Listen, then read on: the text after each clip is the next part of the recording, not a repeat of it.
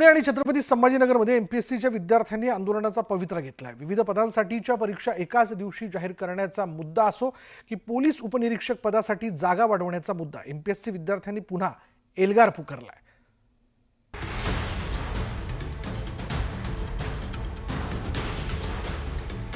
बुधवारी पुणे आणि छत्रपती संभाजीनगरमध्ये एमपीएससीच्या विद्यार्थ्यांनी आंदोलन केलं।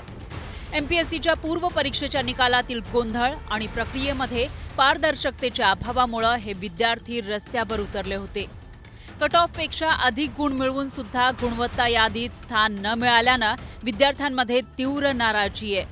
परिणामी परीक्षा पुढे ढकलावी आणि पोलीस उपनिरीक्षक पदाच्या जागांमध्ये वाढ करावी अशी मागणी विद्यार्थ्यांनी केली आहे।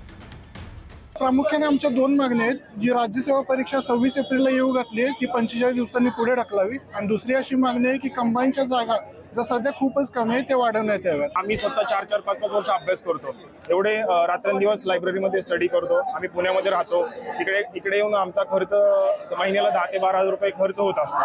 तो खर्च आम्हाला परवडत नाहीये। आम्ही किती दिवस असंच चालू ठेवणार? जर जागाच निघत नसतील तर कसं शक्य त्या गोष्टी? सो आमच्या मुख्य दोन मागण्या की जागा वाढ मिळाली पाहिजे।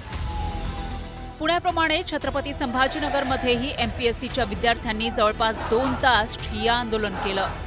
पीएसआय, एसटीआय, एएसओ आणि एसआर या पदांच्या संख्येत वाढ करावी अशी मागणी या विद्यार्थ्यांनी केली आहे।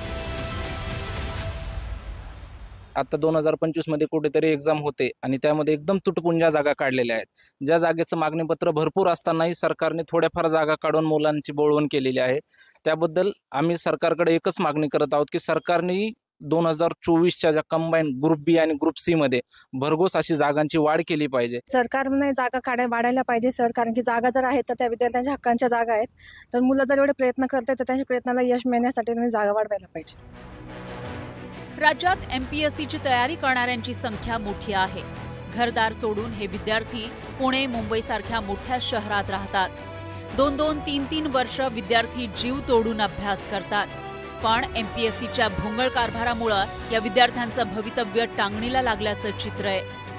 विविध पदांसाठीच्या परीक्षा एकाच दिवशी घेतल्या जातात, त्यामुळे परीक्षेची तयारी करूनही विद्यार्थ्यांना परीक्षा देता येत नाही, तर निवड झालेल्या उमेदवारांची नियुक्ती केली जात नाही। एमपीएससीच्या या ढिसाळ कारभारामुळेच विद्यार्थ्यांवर वारंवार रस्त्यावर उतरण्याची वेळ येत असल्याचं दिसतंय। छत्रपती संभाजीनगरवरून सिद्धार्थ गोदामसह वैभव सोनवणे, पुणे। आणि आता पुन्हा एकदा